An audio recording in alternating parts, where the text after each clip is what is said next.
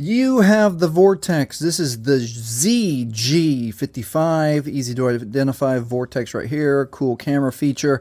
And you need to factory reset it. So let's get right into it. We're going to hold, with the device powered off, we're going to hold volume up and power at the same time. Volume up, power. And we're going to wait for the little white menu to show up right in the center, right there. Now very carefully follow those instructions. Volume up is to select. Volume down is okay. So let's get too far. Volume up to recovery mode, and then volume down for select. And I'll wait here with you. We're going to wait for, do we get the fallen Android, or do we go right to the Android recovery menu on this one? Let's see. Just a few more seconds. Right to the Android recovery menu. So this one's easy.